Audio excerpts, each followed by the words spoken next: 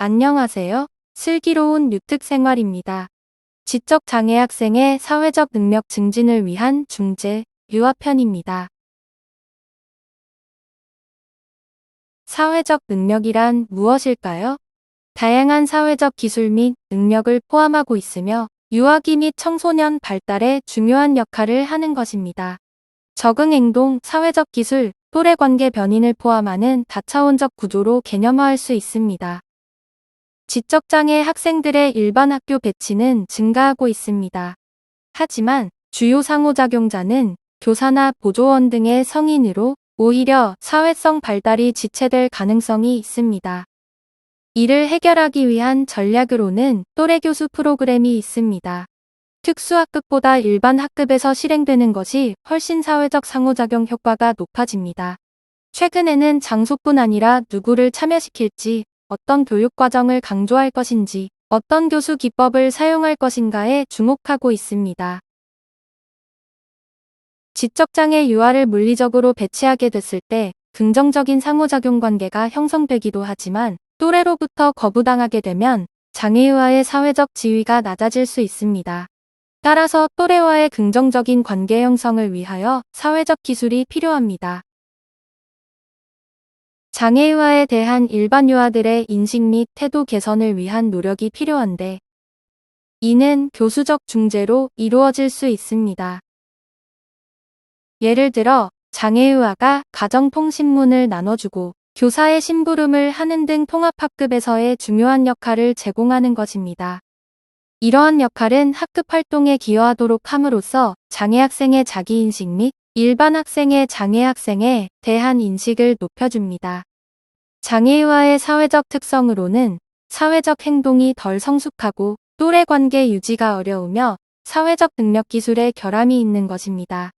이는 사회적 능력 중재를 필요로 합니다. 3세에서 5세 장애유아들을 위한 사회적 기술 중재로는 8가지가 있습니다. 목표 행동 촉진 및 연습, 놀이 관련 활동, 자유놀이 일반화, 적절한 행동에 대한 강화, 특정한 사회적 기술 모델링, 스토리텔링, 직접 교수, 적절한 행동 모방입니다. 첫 번째, 목표 행동 촉진 및 연습입니다. 촉진의 목표는 유아들이 적절한 행동에 반응하도록 하는 것입니다. 유아는 목표 행동을 학습하였을 때 그 행동을 유지하기 위하여 연습이나 실행을 해야 합니다. 두 번째, 놀이 관련 활동입니다. 놀이와 사회적 기능에 대한 연구에 의하면 둘 사이에는 높은 관련성이 있습니다. 사회적 기능을 증진하기 위한 중재로 사용되는 놀이의 구성으로는 가상놀이, 장난감 조작, 놀이 동안 성인과의 상호작용의 양과 유형 변인, 그리고 사회적 기술을 향상시키기 위한 놀이 활동 패키지 등이 포함됩니다. 세 번째, 자유놀이 일반화입니다. 사회적 기술 훈련이 끝난 후 일반화 기간 동안에는 어떤 방법이든지 무슨 장난감을 선택하든지 유아가 서로 함께 놀도록 허용하여야 합니다. 이것은 유아가 학습한 사회적 기술을 연습하도록 해줍니다.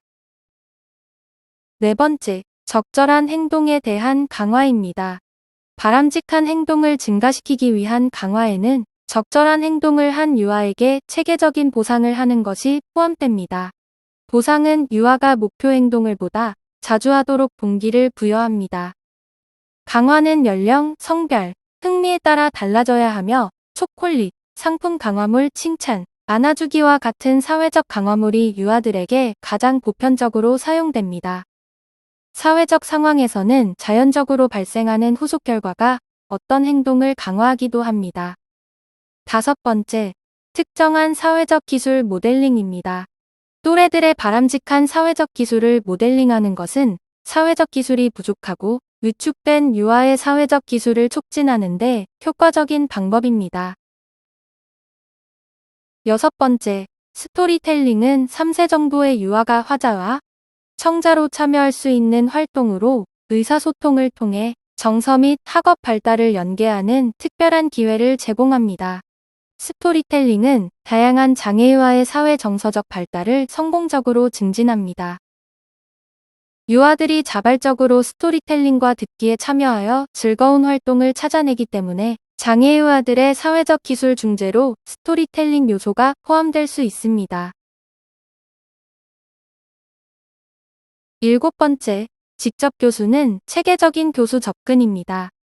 기술을 숙련하기 위해 분리된 기술을 가르치게 되며 직접 교수는 장애 유아들에게 공유하기, 종합적 인지 과정, 감정 표현 같은 특정한 행동을 직접 가르치는 데 사용됩니다. 8번째, 적절한 행동 모방입니다. 모방은 자폐 유아들에게 주로 사용되지만 지적장애 유아 또한 우발 교수나 행동 모방이 일어나기 어렵기 때문에 모방을 할 수 있는 기회를 제공하고 교수를 하는 것이 필요합니다. 지적장애 유아가 이러한 중재를 통해 성공적인 사회적 기술을 갖추어 성장하게 된다면 자신의 삶에 대한 주인의식을 가지고 가능한 한 독립적이고 생산적인 성인이 될 수 있습니다. 이 영상이 많은 지적장애 유아 관계자분들에게 도움이 되었길 바랍니다. 감사합니다.